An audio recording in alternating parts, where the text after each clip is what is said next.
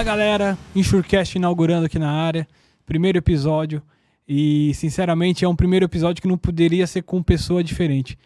Quando eu tive a ideia lá atrás de montar esse podcast, eu liguei pro Rodrigo e falei, Rodrigo, vamos junto? Vamos, eu só tenho uma exigência, o Paulo tem que ser o primeiro convidado. É verdade. E não é por pouco, cara, eu acho que assim, tem muitas pessoas que eu sou muito grato no mercado, né? Desde lá atrás, da Paty, Fabi... o Paulinho que estava aqui agora, o PV, me ajudou muito, me ensinou muito. Mas tem 3 pessoas que eu sou especialmente grato nesse mercado. O primeiro foi quem me colocou, o Diogo Risato, me colocou nesse mercado de seguro. Esse é um cara que eu vou levar no coração para sempre. Segundo, você, que me deu a minha primeira oportunidade na subscrição. E terceiro, para mim, é o cara que muitos falam que é o Papa do Seguro. Outros chamam apenas de Paulo Robson, outros de Paulo Alves. Pra mim, chefe lindo! Chefe lindo, obrigado por estar aqui. Obrigado, Paulo. Pode me chamar de puxa-saco, pode ser o que for, mas eu aprendi muito no período que eu trabalhei com você, cara. Foi assim... E eu já apanhei E eu vou me alongar um pouco mais nessa apresentação. Fica à vontade. Porque, assim, a gente já trabalhou com pessoas que acham que sabem muito, sabe? Sim. E eu trabalhei com um cara que de fato sabe muito. E toda vez que eu levava uma questão pra ele, ele chegava pra mim... Rafa, vamos ver o que tá escrito aqui, ó. Lia junto. Vamos estudar, vamos aprender. Por quê? Pra não dar colhuda. Eu tenho uma raiva quando a galera dá colhuda no mercado e fala coisa que você depois vai ver que não é verdade. Ele não. Tava o Código Civil lá, vamos ler o que tem no Código Civil. Tava a condição geral, vamos ler o que tava na condição geral. E foi uma coisa, cara, que quando eu entrei no mercado de seguros, não era a rapidez que é hoje. Por exemplo, a Rafinha começou há pouco tempo, já tá o computador funcionando, já tá tudo na mão. Na minha época, eu fiquei, acho que 1 semana pra ter o computador. A Paty chegou pra mim, vai ler condição geral, vai ler a pólice, vai ler... Me deu um monte de coisa pra ler. E eu vejo você, Paulo, ensinando pelo exemplo, sabe? Ensinando pelo... Pô, não é só perguntar, vamos estudar, vamos ler junto, vamos ver o que tá escrito aqui. E além de todo o conhecimento que você já tem, você tem coisa de cabeça, tem coisa que você não precisa procurar. E é um incentivo, né? De chamar a pessoa, vamos ler junto. Isso é legal, né? E outras coisas já, às vezes que eu já passei também no mercado, pô, tem uma ideia aqui, vamos fazer isso, vamos fazer aquilo, não sei o quê. E aí daqui a pouco você vê aquela ideia acontecendo ali e, mas o que aconteceu? O Paulo, às vezes eu falava umas coisas pra ele, no café, cara, lá embaixo. A gente chegava cedo lá, porque o Paulo chega cedo mesmo, minha esposa também dava aula lá, eu chegava cedo, a gente era um dos primeiros a chegar nós dois lá, né, Paulão? E a gente ia tomar um café. Aí ele às vezes me perguntava alguma coisa, eu falava, cara, pra ele assim e tal. Aí daqui a pouco eu vi ele falando aquilo numa reunião. Eu falei, aí, mais um desses, né, no mercado. E quem me ensinou isso foi o Rafael. O quê? Tá dando crédito? Como assim, cara? Como que isso acontece, velho? E ele falando isso, não numa daquelas que às vezes a gente tem, do cara transferindo a responsabilidade. Quem falou isso foi o cara aí. Mas não, de dando crédito mesmo e ele apoiando aquilo que você tava falando, sabe? Então, desculpa me alongar, gente, mas eu precisava falar isso pra você, Paulo. Obrigado pelos 3 anos que a gente trabalhou junto. Aprendi demais com você. Eu acho que você é um cara... Tudo aquilo que eu falei pra você antes de trabalhar com você, pô, eu queria aprender a beber na fonte, né? Eu pude vivenciar isso, cara. E isso é uma experiência que não sei quantos tiveram, não sei quantos vão ter, mas que eu sou grato de ter tido. Bom, obrigado pelas palavras, Rafa. Mas, assim, primeiro eu quero até dar parabéns pela iniciativa de você e do Rodrigo, né, de estar trazendo essa iniciativa aqui para o mercado de seguros. Acho que é bem bacana. Estou muito feliz de estar aqui, muito feliz pelo convite. Aceitei prontamente, porque eu entendo o quanto vocês, né, têm em termos de protagonismo em trazer um Insurecast, né, para a nossa comunidade de seguros. Muito feliz e obrigado pelas palavras também, tá? Que isso. Fico muito são contente. verdadeiros. Só para aproximar mais do microfone, Paulão. E vamos lá, pessoal. Dando início aqui, como de praxe, se bem que esse é o primeiro vídeo, vamos falar dos patrocinadores, tá? O primeiro deles, você que está acompanhando o nosso Insurecast, você conhece a Upper GR? Se não conhece, além de ser nossa patrocinadora, a Upper GR é uma gerenciadora de risco que coloca a sua operação logística em outro patamar. Tudo digital e fácil de entender, das solicitações de monitoramento até um moderno sistema de torre de controle, com acompanhamento em tempo real e indicadores precisos. Qualidade e tecnologia de ponta. Eles possuem aplicativos para melhor lhe atender, de forma mais ágil e programas preventivos específicos para cada tipo de carga. Fique tranquilo que a Upper GR tem sempre uma solução para vocês. Upper GR, soluções em logísticas e gerenciamento de riscos, unidos para ir mais longe. Sigam eles lá, pessoal. Sigam a Upper nas redes sociais. Se você é ramo do seguro de transporte, certamente já ouviu falar da Moraes Veleda. Temos o prazer de tê-lo como patrocinador. Hoje a Moraes Veleda é líder no mercado de gerenciamento de risco e prevenção de perdas, sempre utilizando as melhores tecnologias sem deixar de lado a humanização no atendimento e execução de suas atividades. Rafa encascou aqui do lado, desculpa, gente. A Moraes Veleda possui um software house pronto para desenvolver aplicativos personalizados para você ganhar tempo, reduzir custos e potencializar resultados. A Moraes Veleda vai muito além das soluções habituais, utilizando sua experiência de 23 anos para estar à frente das suas necessidades. Lá eles consideram que uma missão dada é uma missão cumprida. Gente, sigam a Moraes Veleda. Muito obrigado, Upper. Muito obrigado, Moraes Veleda. Vamos seguir. Paulo, muito obrigado novamente. Belas palavras do Rafael, ele sempre me falou isso. Nós somos muito amigos, ele sempre falou quanto te admira. A gente gostaria de saber de você, sua história. Quem é o Paulo? Quem é o Paulo Alves? Como você chegou? Qual que é o seu background? Como que foi? Um resumo da sua vida. A gente gostaria de saber. Conte pra gente. Interessante, né, a pergunta. O ano que vem, né, em 2023, eu completo 30 anos trabalhando na área de seguros, né? Mas originalmente eu não sou da área de seguros. Eu sou formado em comércio exterior. E antes de trabalhar com seguros, eu trabalhei na área de comércio exterior, né? Eu trabalhava na antiga carteira de comércio exterior, a Cassex, que era uma das divisões dentro do Banco do Brasil. Então, eu trabalhei muito tempo dentro do terminal de cargas de exportação do aeroporto de Guarulhos, né? Então, eu fazia toda a parte operacional ali de analisar os pedidos das exportações, que antigamente chamava de PGE, pedido de guia de exportação. E também eu analisava toda a parte de drawback, as importações que vinham das matérias-primas para depois exportar os produtos acabados ou beneficiados. E um belo dia, uma agência de emprego, hoje a gente fala que é o Headhunter, né? Mas uma agência de emprego me convidou para participar de um processo seletivo, né? Para trabalhar em seguros de comércio exterior, né? Porque eu também, pela minha formação, pela graduação e pós-graduação, me chamaram a atenção e eu fui convidado a participar desse processo e passei. E na época era a Interamericana Companhia de Seguros, que hoje é a AIG, né? E ali eu comecei o meu trabalho dentro do setor de seguros, dentro da área de seguro de transportes, subindo toda a escadinha, né? Passando pela área de emissão.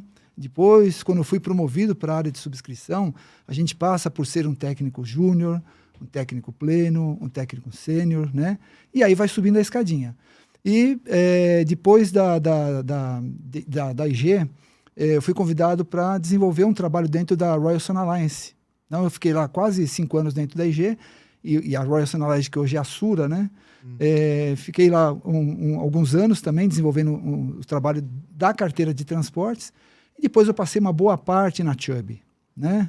Quase 9 anos dentro da Chubb ali, também já com um outro desafio de desenvolver a carteira de transportes nível Brasil, né?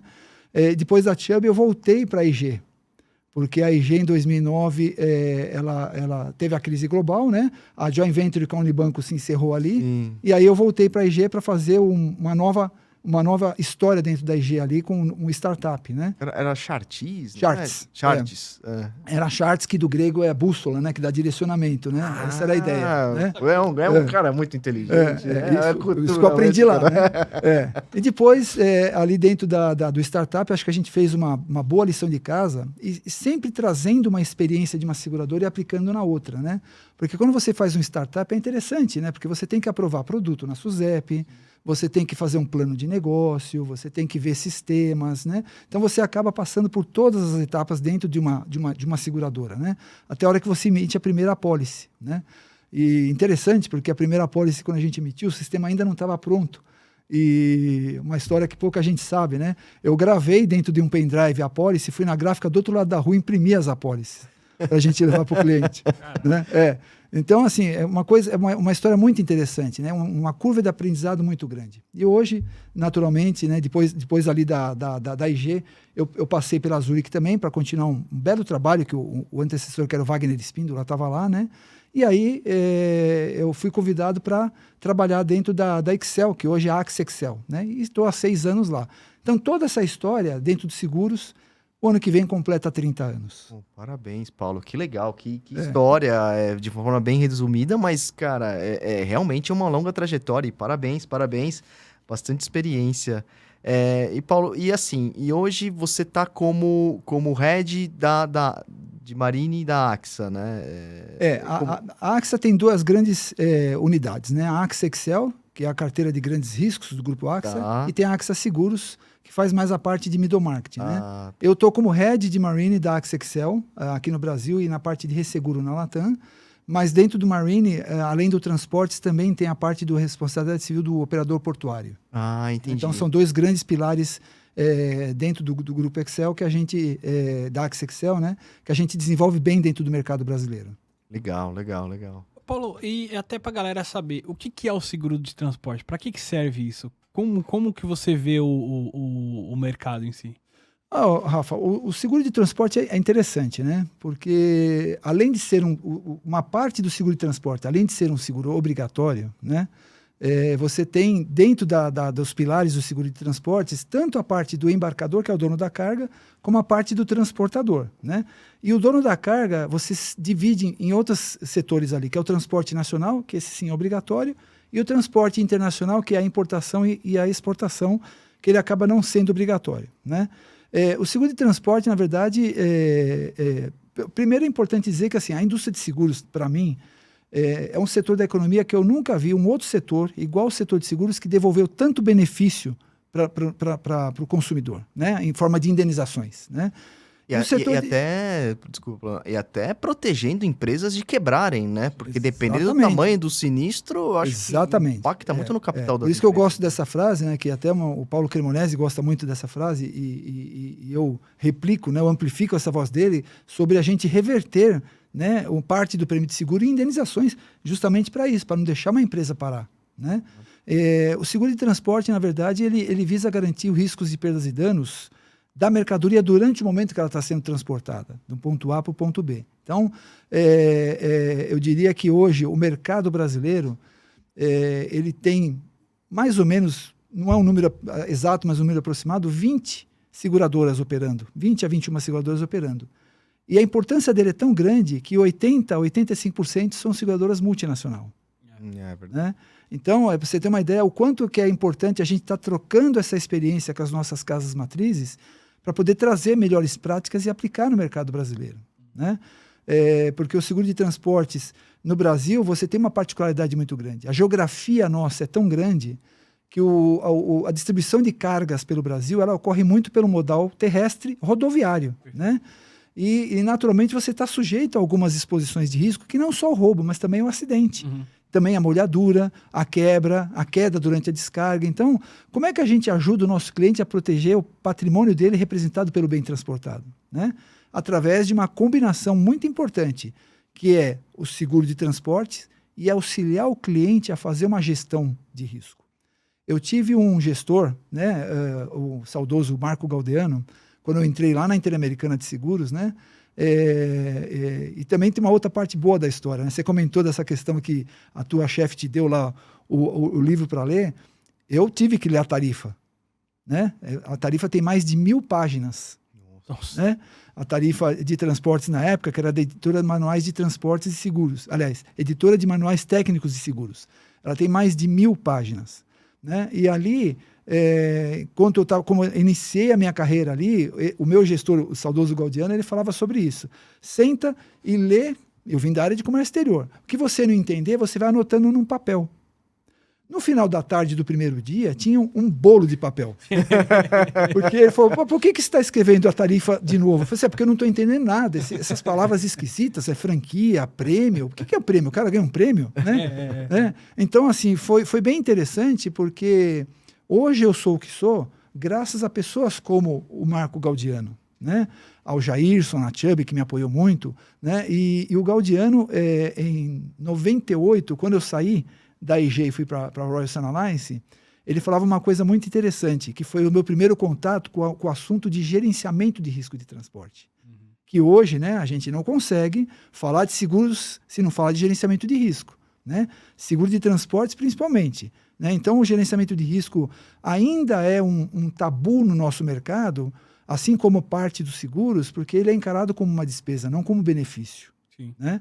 Então, quando você mostra para o cliente que ele gerenciando melhor o risco dele, a mercadoria vai chegar no destino, no prazo estipulado, intacta. E, obviamente, com esse tripé aqui, né, com esses 3 elementos aqui, ele vai ter um preço de seguro justo. É uma combinação, né? Então, eu acho que o Marco Galdiano, o saudoso Galdiano, ele me impulsionou muito para essa curiosidade que eu tenho de ler, porque hoje não é simplesmente você ler o clausulado de seguros, né? Tá fácil hoje, você entra na internet, baixa ali o clausulado e sai lendo toda a circular que reza, né, que rege a questão dos seguros de transporte, seja do embarcador, que é a circular 354, seja do transportador, né, que é a 219 para o seguro obrigatório e a 422 para o facultativo de roubo. Né? Você lendo ali, você já tem uma boa vantagem de entender o seguro. Agora, existem outras legislações que indiretamente interferem no seguro. Né?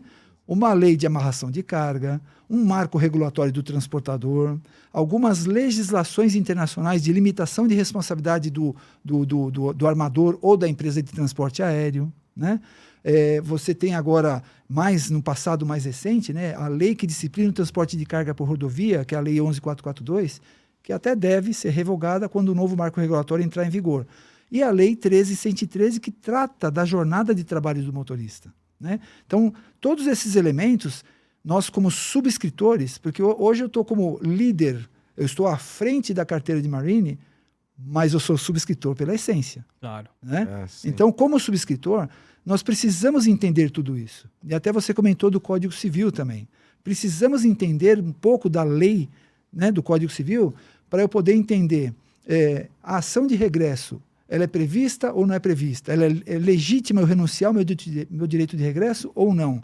Então, quando eu tenho a lei ao lado e a gente consegue interpretar e transferir essa interpretação em benefícios, em oportunidade para o nosso cliente, aí eu acho que a gente tem uma pessoa que, de fato, é o subscritor de risco completo. Né? E vou mais longe. Eu comentei das leis internacionais, tem outras leis ainda, os Incoterms, né? Os famosos Incoterms, que eu preciso entender onde começa e onde termina o risco do meu cliente para poder entender o risco dele. Então, na subscrição de risco, dentro de uma seguradora, o questionário de seguro se remete a uma questão de entender o risco. E você vai lá e coloca a cobertura que ele está contratando. Agora, tudo isso que eu estou falando faz parte de um arcabouço de legislações, de regulamentações, que eu preciso ver o quanto isso impacta na exposição de risco para eu poder precificar corretamente. Perfeito. E até, Paulão, pegando esse gancho, uma das coisas que a gente até falou em outra gravação foi o seguinte, isso é uma visão que eu tenho, né? Eu concordo com tudo isso que você falou e acrescentaria um pouquinho da operação, de conhecer um pouquinho a operação em que você está subscrevendo, né? No sentido de conhecer mesmo, de estar próximo, de visitar. Hoje a gente tem uma rotina tão louca dentro de casa, né? Provavelmente você gostaria de ter mais subscritores lá, claro, pelo volume, outras seguradoras a mesma coisa, que eu acho que os subscritores se afastaram um pouco do cliente, no sentido presencial, não de relação. O que você acha disso, Paulão? Concordo totalmente, Rafinha. Eu garanto para você que se eu estiver com um questionário de seguros na mão, sentado lá no escritório, olhando as informações que estão ali no questionário de seguros, e se eu estiver lá no cliente, tentando entender a operação dele, é um universo completamente diferente. Né? E isso você pode tomar decisões melhores. Né? O questionário de seguros, ele é um instrumento que o subscritor tem para poder entender que tipo de mercadoria eu estou falando, que tipo de embalagem que eu estou falando, qual é a origem, qual é o destino, quais são os valores que o cliente pretende transportar, qual é a história dele em termos de sinistro. E aí sim, depois eu vou tentar entender de tudo isso, que exposição eu estou falando, para poder encaixar a melhor cobertura para proteger bem o cliente. Se esse questionário eu estou lá no cliente, eu garanto para você que ele é completamente diferente. É muito diferente, porque eu começo a entender a maneira como se estufa a mercadoria, a maneira como se estufa a carga no caminhão ou no container, que tipo de embalagem, quem é responsável por fazer a embalagem. Né?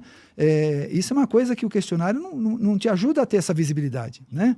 Eu já tive casos, por exemplo, de importações de máquinas, laminadores de 15 metros, onde esse laminador, quando chegou no destino final, ele estava exatamente partido ao meio e a embalagem estava intacta. Quando a gente foi fazer uma sindicância para entender, era uma importação vindo da Europa, né? A empresa que fabricou o laminador, essa máquina, né, o laminador da metalúrgica, obviamente ela não é especialista em embalagem. Ela contratou uma empresa especializada em embalagem, né? E essa empresa especializada em embalagem, ela fez alguns cálculos ali para poder fazer a embalagem para transportar dentro da Europa de caminhão, não de navio. A hora que essa máquina chega no porto, como é que você tira essa máquina de dentro do porão do navio? Né? Fazendo o processo de descarga, pegando nas pontas ali. E ele sofreu uma fratura exatamente ao meio. Né? A hora que você está olhando isso e aprendendo com tudo isso, isso te dá um gabarito para você, no próximo caso, né, poder não deixar as pessoas errarem aquilo que já aconteceu no passado, aprender. Né? Lessons learning, o losses learning, né, que a gente aprende. Né? Mas estando ao cliente e entendendo a operação dele, é muito interessante. Eu vou dar exemplo. Você estando no cliente, a hora que a mercadoria dele está prontinha, quem é que coloca essa carga no caminhão? O motorista encosta na doca ali, de ré, o motorista vai tomar uma água, o cliente que coloca dentro do caminhão? Ou é o motorista que coloca, o motorista que amarra? Isso tudo você não vê no questionário. Então, a maneira como você percebe o risco estando ao lado do cliente é bem diferente e eu concordo com você. Legal. Eu acho que até você acaba vendo situações que quem preencheu o questionário, porque a gente tem experiências diferentes, né, Paulo? Ainda que eu vá lá e preencha o questionário, provavelmente vai preencher também diferente, porque você vai ter outras dúvidas, outras vivências, né? Claro. Eu acho que essas conversas te permite a ver até que às vezes ele tá achando que tem uma cobertura que não tem. Eu estava numa discussão recentemente, é comboio, é acúmulo, é comboio, é acúmulo, é comboio, é acúmulo. Comboio, na minha opinião, é uma terminologia logística que acabou sendo trazida para a pólice. Porém, no seguro, não importa se o cara está em comboio, não importa se um saiu hoje e o outro saiu 2 dias amanhã e esse aqui quebrou, eles se juntaram num posto de gasolina, incendiou o posto, é um sinistro só. É o acúmulo. A gente está vendo ali o acúmulo. E óbvio, eu estou dando um exemplo grotesco aqui, mas tem situações onde os caras se acumulam sem perceber, seja em pernoite, o cara sai daqui, acumula aqui e não está enxergando isso daqui, que não está coberto, porque o limite dele não prevê aqueles 3, 4 veículos que estão ali. Então, eu acho que essas percepções a gente consegue tirar numa conversa. O que você acha, Paulão? Não, perfeito. Você colocou um ponto muito interessante, né? Porque os veículos, quando eles saem em horários diferentes, mas pela logística dele, porque eles podem sair em horários diferentes, mas o receptador lá, aliás, o recebedor lá no destino, ele pode ter uma janela de aceitar a carga. Então, eles vão se acumulando em um determinado momento para depois fazer as entregas. Esse conceito do que a gente chama de conceito do mesmo sinistro, quando está tudo acumulado ali, ele vem muito do transporte internacional. Né? Porque você pode ter dentro do navio 3 ou 4 clientes que você não sabe. Perfeito. E aí esse navio entra numa avaria grossa, ou esse navio tem um acidente, ou ele afunda, né? Os 4 clientes teus que estão dentro daquele mesmo navio, você vai ter uma retenção só pelo conceito do mesmo sinistro. E vou mais longe. Quanto hoje a gente acha que tem dentro de armazéns alfandegados no Porto de Santos e clientes nossos? Pois é. Não dá para prever. Você não tem como prever. Né? Não só do seu cliente, mas de todos os seus clientes da sua carteira. Está usando ali o armazém alfandegado, aguardando a nacionalização da mercadoria. Esse armazém pega fogo. Né? Então, pelo conceito do mesmo sinistro, ele é um evento só. Você vai regular, os seus clientes receberão todos os sinistros, mas para efeito de recuperação do próprio resseguro, ele entra como conceito do mesmo sinistro. Para o transportador, para o transporte nacional, o que você falou é a mesma coisa. As viagens podem ter origens em horários distintos. Até origens diferentes. Locais, horários, mas ele em algum momento... Né? Eles podem se acumular ali por uma questão de janela do recebedor no destinatário. Né? A indústria automobilística é muito comum isso. Eles têm janela para receber carga. Perfeito. Eu peguei um caso uma vez, Paulão, foi uma pergunta através de um corretor que ele tinha um determinado tipo de mercadoria e ele trafegava pela Dutra, mas a viagem dele de distância era de tipo 4 horas, assim, de um ponto ao outro. E tinham vários caminhões fazendo para ele a mesma viagem. Então, esses caminhões se encontram, às vezes, 5 ou 6 no posto para almoçar, entendeu? Então, você gerava um acúmulo enorme ali, né, nesse local. Então, é uma coisa que as pessoas não captam na hora de um questionário, que é o que o Rafa falou. Às vezes, pessoas com dependendo da experiência que tiver, ela tem alguma visão diferente. São coisas que as Já pessoas não aconteceu conseguem... com ele, que as pessoas não conseguem perceber. Agora, às vezes, é o que a gente tá falando. O cliente ou a seguradora, junto com o cliente, mais o corretor, indo conhecer o processo logístico dele, acho que serão coisas que a gente poderia ter pego, assim, para poder já fazer uma subscrição mais exata. Né? Eu acho que, assim, quando o corretor, né, te dá a oportunidade de você sentar com o cliente e conversar, né? Eu acho que, assim, o subscritor, ele fala pouco e ouve mais. Eu acho que essa é a essência do subscritor. Exato. Porque ele vai entender, o cliente vai falar como é que é a operação. A seguradora não sabe como é que é a operação dele. Perfeito. Né? E a hora que ele fala como é que é a operação dele, você pode pegar, por exemplo, questionários que está dizendo a mercadoria ela é importada dos Estados Unidos para São Paulo. Acabou, né? Via Santos. Como? É só isso, né? Pronto, né? E aí você pode pegar casos onde um determinado estado tem algum incentivo fiscal e o cliente continua trazendo dos Estados Unidos para São Paulo, mas de repente ele mudou via Paranaguá. E, obviamente, para ele poder se beneficiar desse imposto, ele tem que ter um domicílio fiscal lá. Então, ainda que o caminhão pare na porta do cliente para trocar as notas, para ele poder beneficiar e ter os benefícios dos impostos ali, ele cometeu, para efeito de seguros, uma quebra muito grande da parte de início e fim de risco. Por quê? Porque na hora que ele traz os Estados Unidos para Paranaguá e nacionaliza ali, e para na porta da filial dele lá para trocar nota, acabou o trânsito dele. Do Curitiba para São Paulo, por exemplo, é transporte nacional. É outro pedaço. E já ocorreu casos assim em que ele foi roubado. Né? E aí, obviamente, ele foi roubado nesse trajeto. E ele só tinha a apólice de importação. Né? Então, é interessante e não tem mal nenhum. O cliente, né? Assim, quando a gente olha, por exemplo, a apólice de seguros, e sem entrar na parte do techniquez, né, que a gente chama, né? Sim. Mas existe lá, nas condições gerais, algumas questões voltadas a obrigações do segurado. Né? Porque contrato de seguro, ele é um contrato que é baseado em leis. Né? E leis reza direitos e deveres. Né? Então, eu até, quando entramos na pandemia e os clientes começaram a fazer uma série de ações, porque eu fabricava máquina, não posso mais fabricar máquina porque está tudo fechado, lockdown, mas eu vou passar a fabricar álcool em gel, eu vou passar a fabricar respiradores. Ele está alterando o objeto segurado dele. Uma empresa de perfumaria, isso foi fato, né? Sim. Uma empresa que fazia perfumes passou a fabricar álcool em gel. Passou a fabricar respirador. Então, assim, é interessante isso. E não tem nada de errado. Ele avisa o corretor dele para discutir com a seguradora para a gente adequar a apólice para ele. Sim. Porque de forma involuntária, ele pode estar modificando o risco dele, pode ter uma demanda num possível sinistro. Né? Que ele está de forma involuntária, ainda que o apelo social, a boa vontade dele, né? Mas contratualmente ele está ferindo uma regra do seguro. Né? Como essa história que eu comentei, que o cliente, para se beneficiar até do ICMS do estado lá de Paranaguá, que era menor que de São Paulo, involuntariamente ele estava prejudicando a cobertura dele, porque quando ele parou a carga na frente do escritório dele, ali no estado do Paraná, e trocou a nota, aquele local deu-se como final de viagem para o transporte internacional. Né? Então é interessante, por isso que eu sempre falo, né? O cliente que tem interesse em estar contratando um seguro de transporte, contrate um corretor de seguro especializado. Ele vai ajudar demais, né, a dar essa visibilidade para ele, para olhar essas particularidades, esses gaps que não são perceptíveis num questionário de seguros. Né? E mantenha o próximo, né? E mantém próximo, né? Assim, e outra coisa, assim, quando eu analiso um risco, eu já tive casos, por exemplo, que o cliente, até para poder ser mais competitivo, ele mudou a embalagem dele para caixa de madeira, que era caixa de madeira, para caixa de papelão. Né? Ele mudou. E, obviamente, né, ele alterou o risco e a gente começou a receber muito tipo de sinistro, de molhadura, porque a caixa de papelão ela estava encostada ao solo do caminhão ou ao solo do container. Quando você tem caixa de madeira, existe um gap ali. Até porque o container, né, se as pessoas às vezes não conhecem, um container dry box, que é aquele fechado, ele pode chegar até 60 graus dentro dele. E por natureza, ele vai suar.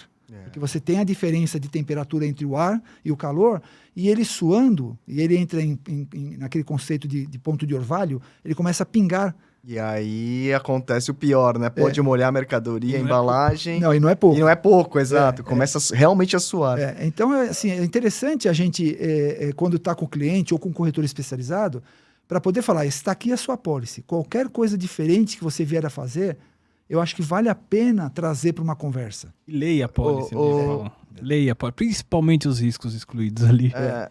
Paulo, não, isso é muito interessante e assim, no meu entendimento é que isso é muito bom para quando a gente fala de subscrição da forma tradicional, que somos nós aqui, né? Somos subscritores, através de uma análise de riscos até mais complexos. Hoje se fala muito de small, middle business, né? O pequeno, o rápido, né? Aquilo que precisa de tecnologia, de inteligência, de informação para você poder dar condição, através de uma facilidade, né? Para o pequeno cliente, né? Que tem ali, que muitas vezes não é visto. Nesses casos não tem. Hoje como você enxerga essa questão da tecnologia que as seguradoras, o mundo, né, da parte de seguros está se desenvolvendo para poder atender esse nicho pequeno que ninguém olhava? Uma excelente pergunta. Né? Uma excelente pergunta. Hoje a gente está diante de tanta informação à disposição, né? O Big Data, a internet das coisas, né? Blockchain. E eu vou complementar essa sua pergunta com uma experiência que eu tive. Uma vez eu estava num webinar, não era nem webinar, era um workshop, então foi antes da pandemia. E aí uma pessoa lá na plateia levantou a mão e fez uma pergunta direto para mim. Você acha que o subscritor de seguros ele tende a desaparecer? Eu estava nesse workshop. Você estava? Eu falei o seguinte, talvez a pergunta não é se eu acho, a pergunta é quando, porque vai desaparecer. Sim. Porque a tecnologia ela é tamanha, a velocidade como a tecnologia traz para a gente informações de estudos de tempos e movimentos, percepções diferentes do risco, que um questionário não tem, né? E, obviamente, acelerado muito pela pandemia, né? Porque agora você tem uma outra preocupação, que é a última milha, aquela entrega business to consumer, né? Como essas empresas.com, em que ela precisa entregar... Last mile. Exatamente, a última milha ali, né? Então, assim, a tecnologia vai ajudar demais a gente a entender um pouco o conceito do risco não perceptível. Ela vai ajudar a ter estudos de tempos e movimentos. Não necessariamente o cliente que não dá sinistro não tem risco. Né? Risco é aquilo que a gente materializou. Né? Então, isso vai ajudar muito, inclusive, a desenvolver soluções para aquele cliente de forma tailor-made, customizada. Né? Essas empresas que hoje ela entrega na sua casa, ela transformou a última milha de caminhão para aqueles veículos urbanos, motos, bicicleta, até Uber está entregando mercadoria na tua casa. E agora a Amazon está entregando via drone, né? Até isso, né? Então, eu acho que a tecnologia ela vem muito para a gente poder entender como é que eu posso construir soluções a partir do momento que eu entendo o conceito do risco daquele cliente, mas muito mais, aqueles riscos não perceptíveis que passaram a ser percebidos agora, que um clausulado de seguros não cobre. Então, vai me ajudar também até a estruturar novas coberturas para ajudar a garantir o cliente ali, se ele tiver um sinistro. Perdão, se ele tiver um sinistro, a gente poder ter a indenização dele. Né? Por exemplo, com tanta tecnologia, riscos emergentes aparecem, os riscos cibernéticos. Exato, uma coisa liga na outra. Uma coisa está ligada na outra. Por exemplo, nós estamos tentando estudar como é que o risco cibernético pode causar um dano na carga para eu poder construir um clausulado para cyber risk para cobrir uma perda de dano no transporte de carga. Porque hoje você tem coberturas de cyber em carteiras específicas, não para transporte. Até porque a gente está caminhando ali para um futuro, e isso é muito legal, o futuro, o ser humano é incrível. A questão de veículos autônomos ou semi-autônomos, né? Para onde vai chegar isso? E ele é todo interconectado. Você vai vir agora o 5G. Exato. 5G é uma expansão que eu acho que vai revolucionar, é uma nova revolução que vai ter em relação a toda a questão da internet. Então, assim, é um ponto muito importante. Mas pegando nesse ponto que você disse de desenvolvimento de novos clausulados, hoje nós temos, assim, uma empresa regulatória que ela, praticamente, ela demanda um certo tipo de produto para todas as companhias trabalharem. A gente pega, por exemplo, o RCT e DC, que é um padronizado, um produto padronizado. Como que as seguradoras hoje que operam nesses ramos de padronizado podem se desvincular desse não padronizado? Porque, assim, eu não sei se... Eu posso estar errado, tá? E aqui eu tô até para escutar um mestre aqui. Se a gente poderia trabalhar de uma forma não padronizada dentro de um produto especificamente padronizado pela SUSEP. E até como se diferencia, né? Como se porque destaca assim, no mercado. isso, e desculpa, Paulo, só complementando, o que isso para mim, na minha visão, ela acaba ocasionando? Ela acaba ocasionando uma queda de preço. Porque hoje todo mundo trabalha com produto padronizado. Todo mundo tem as mesmas coberturas, as mesmas cláusulas. E qual que é a diferença pro cliente, pro seu corretor? Taxa, é prêmio, né? Então... Isso é uma frase que eu gosto muito, né? Assim, se você não tem o que oferecer no seu diferencial, o fator de decisão do cliente vai ser o preço, né? Eu vou comentar um pouco do que era e como está hoje essa questão do regulatório, né?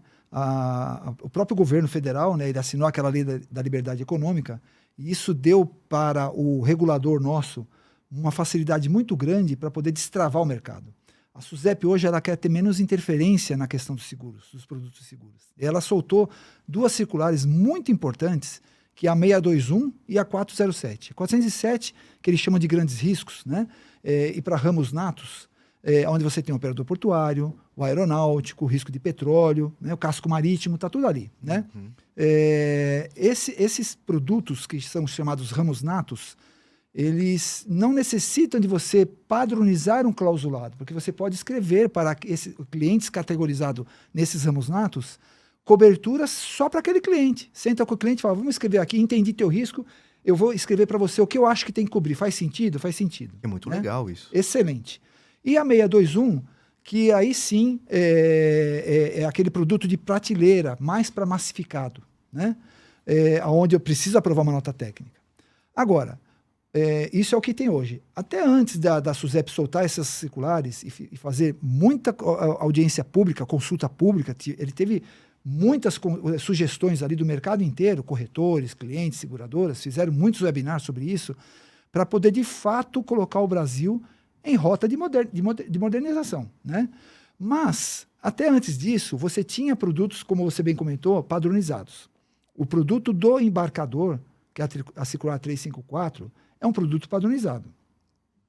O produto do transportador, que é a 219, que é o RCTRC, ele também estava dentro do padronizado lá. Os dois, qual é a similaridade? Os dois eram obrigatórios, né, para o transporte nacional, como eu comentei.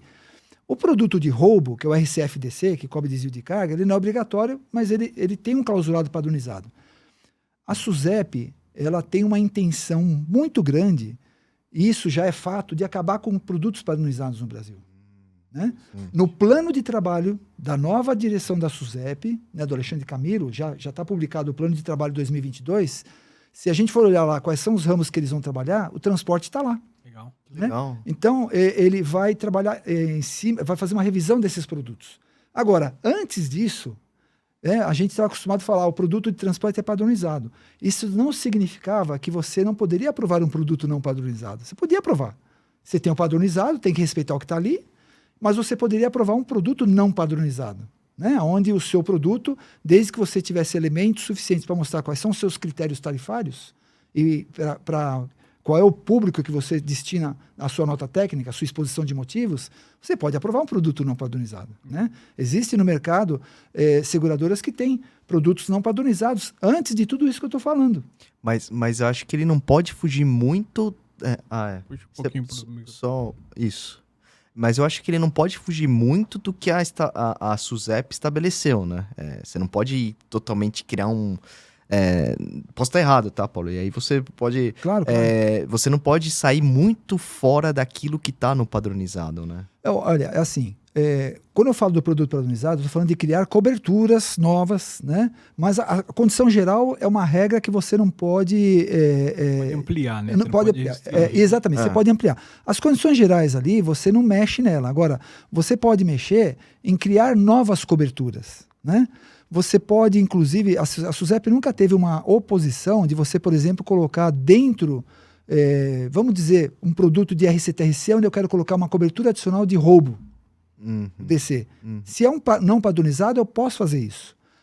Desde que Mas a burocracia é grande, né? Para você montar um produto não padronizado, né? Hoje. Assim, talvez não, né? Porque hoje nós temos já bastante informação para isso. Mas a SUSEP, ela nunca foi contra você fazer um produto como eu estou colocando, né?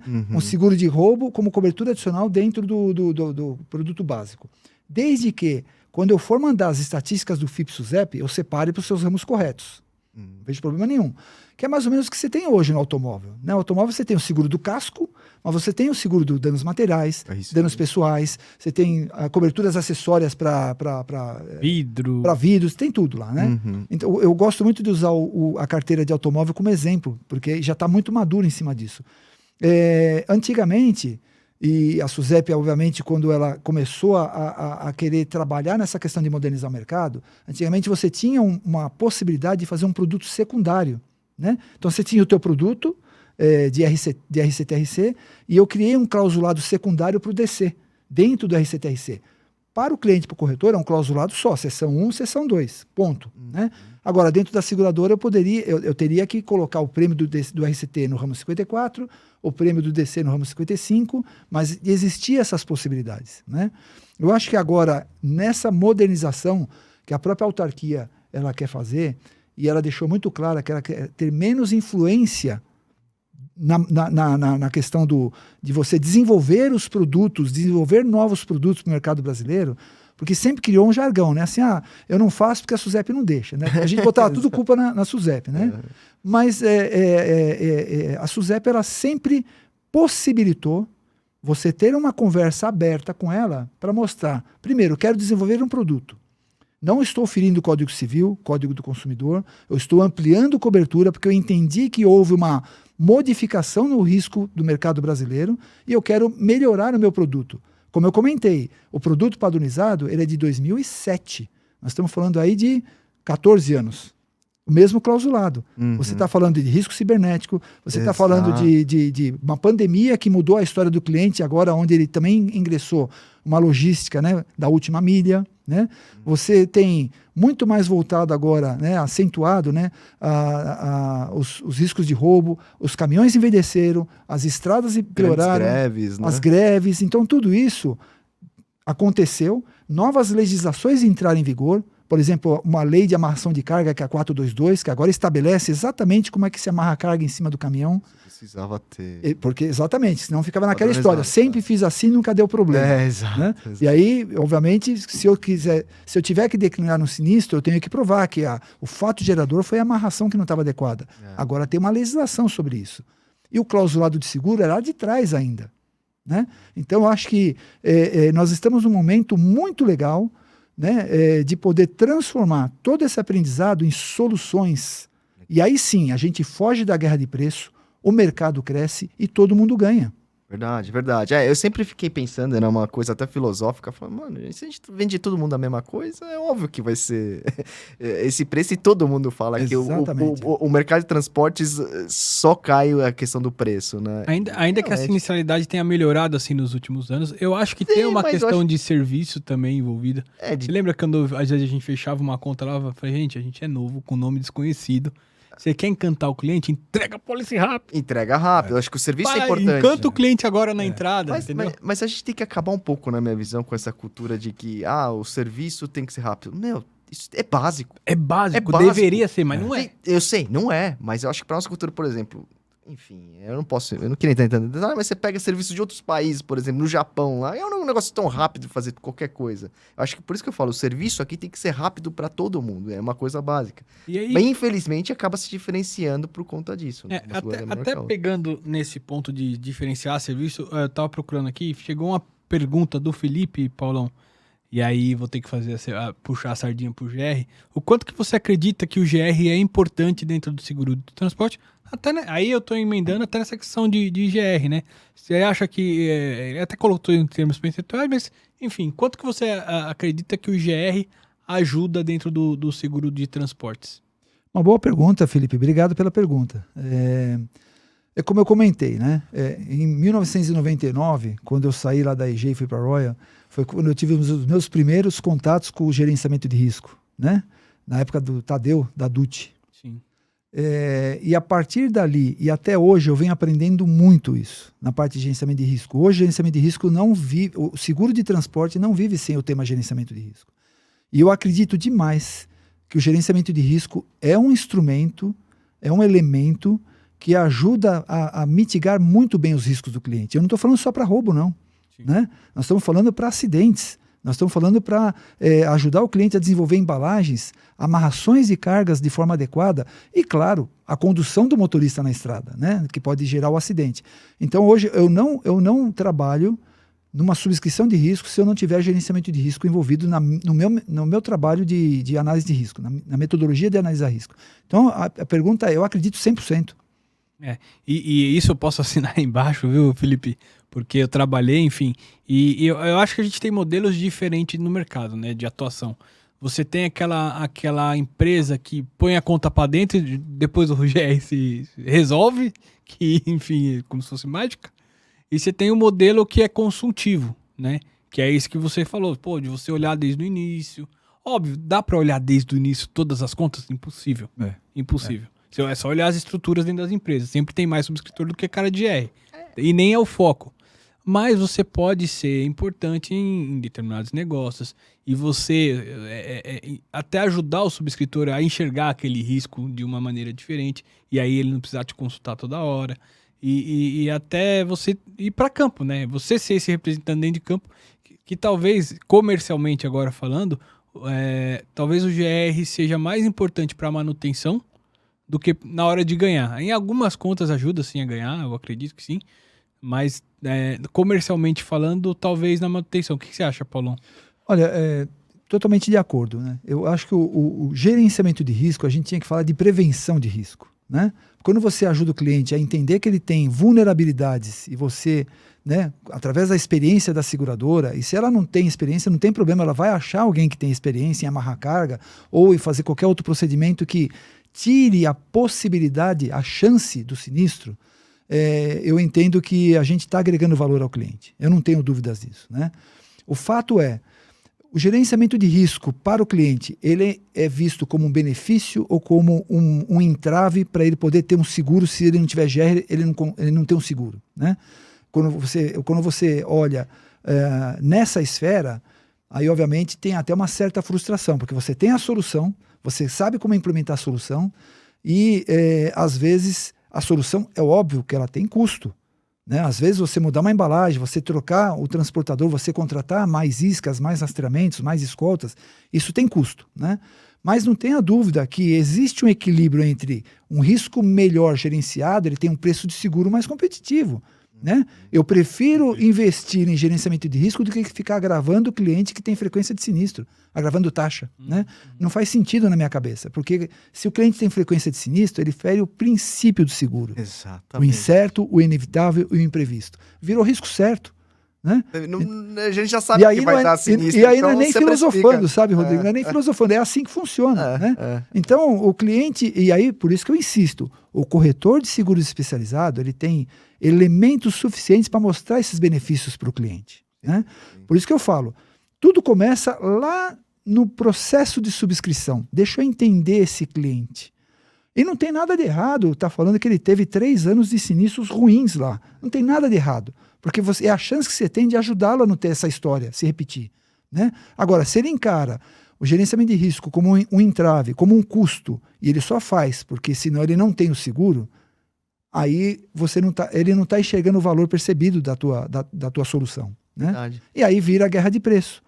Né? Verdade. Essa que é a verdade. A impressão que eu tenho é que, assim, no nosso mercado de transporte, porque você pega, assim, inspeção de risco para property, engenharia, parece que é uma coisa que vai, e os clientes vão e fazem, né? Para o transporte, que seria o gerenciamento de risco, as pessoas ficam, custo, não sei o que fazer de qualquer jeito, entendeu? Engraçado. Eu concordo isso, com né? você. E olha que interessante.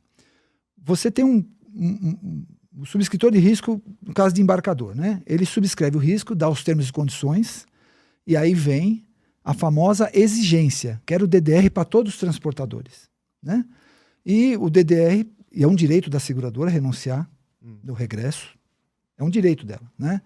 Só que esse direito vai até a página 2, porque ela pode vir a ingressar contra o transportador se a contribuição do sinistro foi por excesso de velocidade, né? Se o motorista estava sob efeito de entorpecente, ou se ele deixou de cumprir as regras de gerenciamento de risco, né? Então, o embarcador tem que ter uma obrigação de informar e documentalmente provar que ele mandou para o transportador as regras do gerenciamento de risco.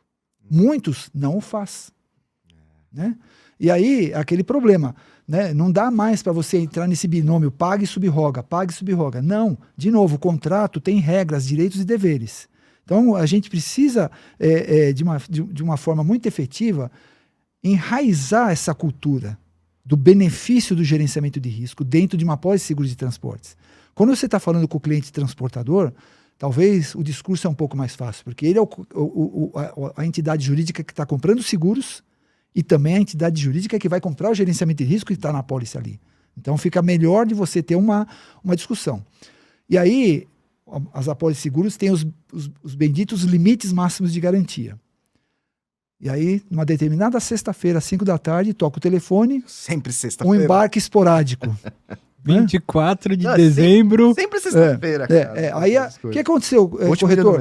Não, o transportador ou o embarcador está com uma carga aqui que o limite está acima do limite da apólice. A carga já está em cima do caminhão, pronto para sair, e aí vem aquela regra. Mas o limite é 1 milhão, qual é essa carga? É 3 milhões. Vai discutir gerenciamento de risco para ele naquele momento. Já está carregado. Já está carregado. Eu preciso sair, preciso entregar. Sair. Aí então, você pensa assim, caramba, mas... E o risco da gente demorar para responder esse cara e tuchar a velocidade nesse negócio tombar, entendeu? Por isso que eu falo que o seguro, ele ainda precisa de um amadurecimento, talvez a palavra não seja amadurecimento, mas um aculturamento do seu benefício, mas das suas responsabilidades. Corretor de seguro especializado vai fazer exatamente isso que você falou, Rafa. Vamos ler a apólice junto? Tá vendo? Você me disse no questionário que o teu embarque é de 1 milhão. Né? O máximo que você transporta é 1 milhão ali, e 10% dos seus embarques é 1 milhão. Se você for embarcar alguma coisa acima disso, me comunica. Está escrito lá, 48 horas, 72, não importa, 24 horas, está escrito. Para quê? Para fixar procedimentos. Né? E eu aprendi uma frase muito interessante de alguns tutores que eu tive, né? Com relação a embarque esporádico, regra de gerenciamento de risco esporádica. Né? E a outra coisa também que não entra na minha cabeça, né? Substituir escolta por isca. Sendo que a escolta e a isca têm funcionalidades em momentos diferentes. Né? A isca, ela existe, funciona bem. Quando tudo falhou, a carga foi roubada, a gente vai tentar recuperar. Último dos... É o último recurso. A escolta é para dar uma atrasada lá na ação do ladrão, né? Porque a escolta ela é ostensiva, ela é para evitar o roubo. Se o roubo aconteceu, a isca está lá para isso. Por que tudo isso que eu estou falando? Porque tudo, substituir escolta por isca, né? Embarque esporádico, pressionar você para não colocar uma regra de gerenciamento de risco esporádica, entra no que você falou no começo do nosso bate-papo aqui, preço. É só por causa disso. Então, o aculturamento do benefício de um seguro, de novo, né? A indústria de seguros, na minha cabeça, é uma parte da economia que mais entrega benefício ao cliente através das indenizações. Não importa, seguro de vida, automóvel, transporte de carga, né? Entrega benefício. Não para uma empresa, né? Você não fica sem pagar os seus funcionários se a sua empresa parar de funcionar. Exato. Todo mundo recebe, né? No transporte é a mesma coisa. Mas por que GR é visto como despesa? Por que o preço ainda acaba se sobrepondo a você prestar um serviço de qualidade, dar um atendimento de qualidade, né? Você coloca prestadores, os melhores prestadores para atender no local do sinistro, tudo isso custa. Acho que está muito envolvido ainda com um mercado muito recente, né? Igual você falou, vai amadurecer, né? Não sei se é a palavra certa. O Brasil é um mercado que a gente chama de mercado soft. Quando a gente olha uma Europa e Estados Unidos, é um mercado mais hard, né? Onde já está consolidado, já está aculturado, né? A parte de seguros lá, né? O Brasil ainda é um mercado novo, vamos dizer assim, né? Na indústria de seguros. Eu não tenho dúvidas que nós vamos chegar, né, num ponto de amadurecimento onde todo mundo vai enxergar esse benefício. Exato, né? Exato. Paulo, e como entrou do nada veio uma pergunta aleatória. Como entrou o Cist na sua vida, cara? O que é o Cist? Isso é importante. Divulga o Cist aí um pouco. Conta um pouco da história. O Cist, né, o Clube Internacional de Seguro de Transportes, né? Na verdade é assim, quando o mercado de seguros abriu, né, lá em 2007, né, com a abertura do mercado de seguros, a Lei Complementar 126, né, alguns colegas do mercado entenderam que nós precisamos profissionalizar mais o setor de seguros. Não estou falando só seguradora, é corretor, né, é prestador de serviço, né, a gente precisaria colocar todo mundo dentro do mesmo ambiente e discutir melhores práticas, legislações. Então, quando eu fui convidado para fazer parte do CIST, eu sou um dos sócios fundadores do CIST, lá atrás, né, junto com o Geraldinho, né, que hoje mora nos Estados Unidos, mas o CIST ele foi criado com esse objetivo da gente colocar todas as empresas envolvidas dentro do mesmo ecossistema, clientes também, transportadores, operadores logísticos, embarcadores, né, os comissários de avarias, as empresas de gerenciamento de risco, seguradoras, corretores, para que a gente pudesse discutir todos os tipos de problemas, as legislações e tentar desdobrar em soluções. Né? Então, acho que isso foi uma sacada muito legal, né? Na época lá do Geraldinho, do Zanini, né? Do seu Dain Negrete, de poder colocar dentro do mesmo universo, sentar todo mundo na mesma mesa ali, né? Sem nenhuma conotação de eu vou querer falar do meu pedaço pelo meu interesse. Eu sou segurador, eu quero saber só do meu pedaço. Não, pelo contrário. Né? Ele veio para poder colocar todo mundo dentro do mesmo ecossistema e discutir soluções e desdobramentos, né, dos próximos passos. E, obviamente, né, criou um corpo muito grande, onde hoje você tem, né, o CIST hoje é uma entidade que ela se consolidou de uma forma muito proativa, onde a gente oferece cursos, né, onde a gente tem os nossos workshops e agora webinars, né, sempre trazendo empresas do setor para poder palestrar. Já fizemos, inclusive, webinars interessantes sobre agronegócio, né? Colocando gerenciador de risco especializado em agronegócio, o transportador especializado em agronegócio, o corretor de seguros especializado em agronegócio, e vamos discutir quais são as vulnerabilidades, quais são os problemas e o que a gente pode trazer de solução. Estou trazendo agronegócio, mas assim, tiveram outros painéis muito legais, né? Onde eu recebi até feedback de empresas que mudou a sua estratégia em função de um webinar, de um workshop que ele assistiu do CIST. Legal. Não, e tem muita informação. Até eu lembro que eu assisti um de transporte ferroviário, muito bacana, com coisas... Até numa parceria que uma vez vocês fizeram com a Alsum, que trouxe um pouquinho de seguro de transporte fora do Brasil também, na América em geral aqui. Foi muito bacana, Paulão, também. Né? Eu acho que o CIST ele veio para ficar. Né?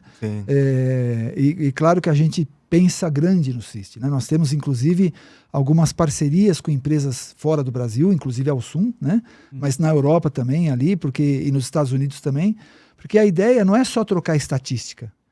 A ideia é olhar o que está sendo feito em mercados mais maduros e trazer para o Brasil, discutindo como é que a gente pode implementar tudo com o principal objetivo de atender bem o nosso cliente. No final das contas, né, a ideia é que o consumidor de seguros se sinta acolhido, né, com tanta oferta de boas práticas, de soluções customizadas, de soluções de clausulados. Né?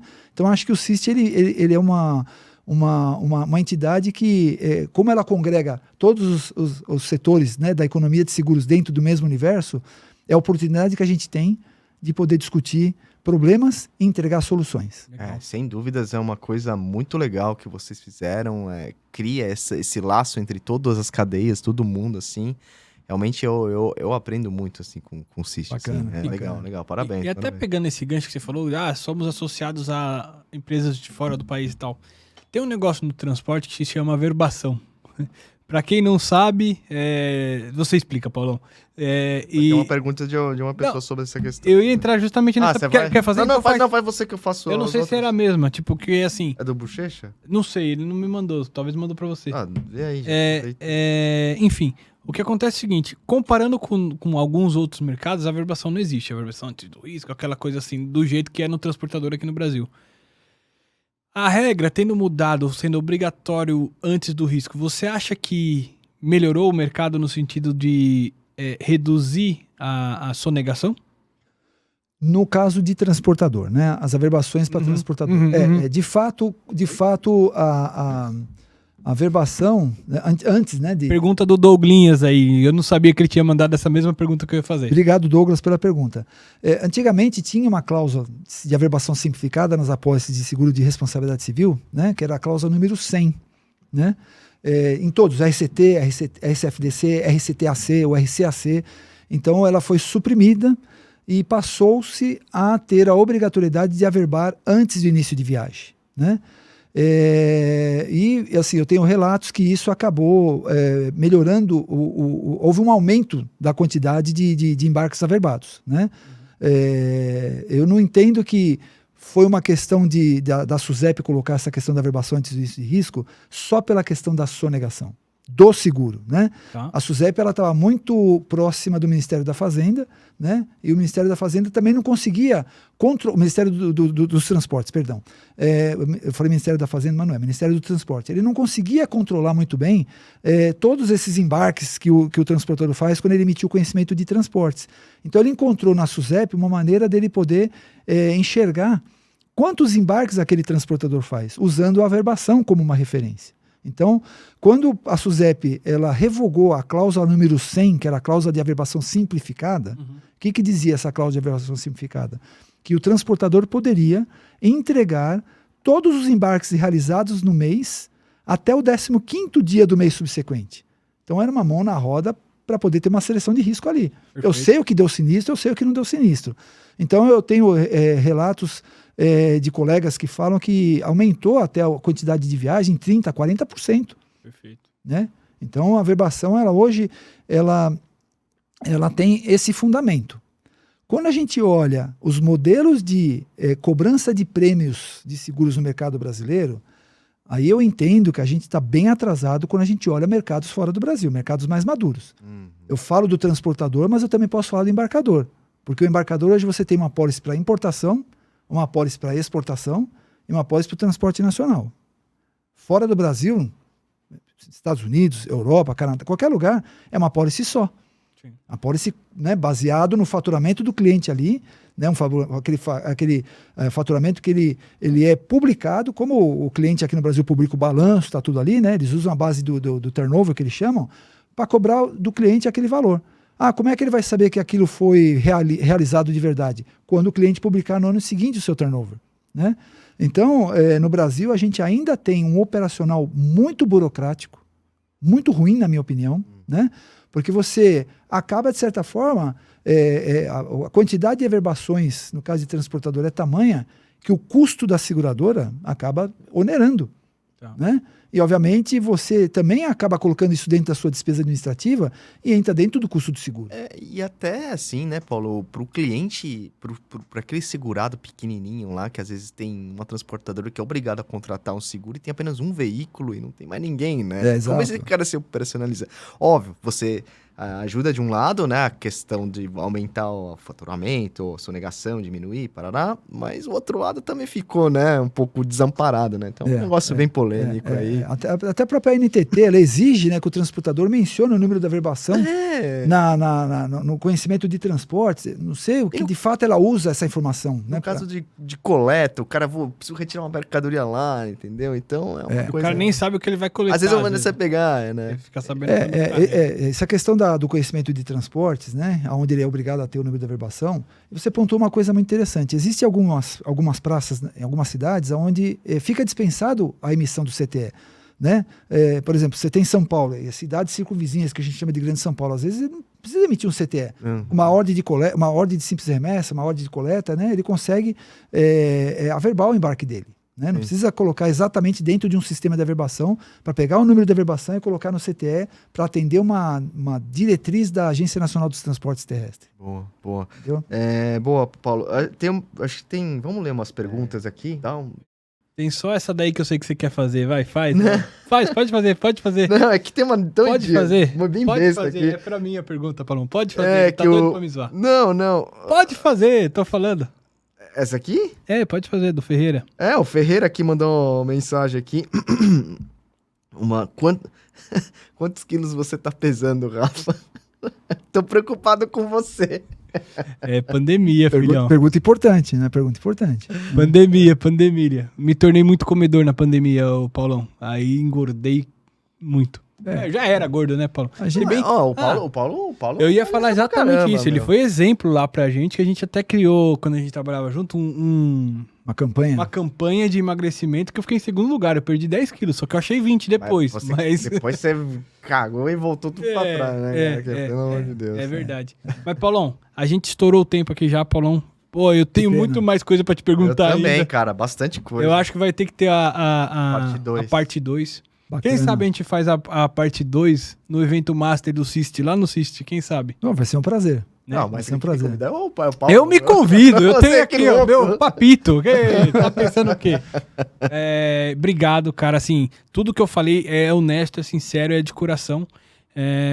Eu espero que a gente consiga atingir um pouco do nosso propósito aqui, que é levar esse tipo de informação, levar um pouquinho, não só para quem está no mercado, mas para quem consome do nosso mercado, Claro, que eu claro. acho que é onde eu quero chegar, sabe, assim, como propósito, porque eu acho que teve muita informação aqui discutida hoje, importante, que quem consome precisa acessar Sem também. dúvida.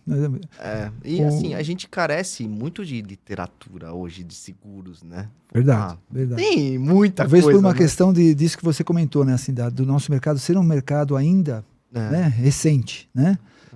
Mas, assim, Rodrigo e Rafa, obrigado pela oportunidade. Mais uma vez, Prazer foi parabéns pela iniciativa. Né? Agradeço também por poder ter a oportunidade de falar um pouco da minha trajetória, né, Claro. profissional. Claro. Sou entusiasta, né? Boa notícia é que eu ainda estou com muita motivação para continuar, né, aprendendo um pouco mais. E a partir do momento que eu aprendo, né, ter essa possibilidade de transferir um pouco desse conhecimento para essa nova geração que está chegando, né?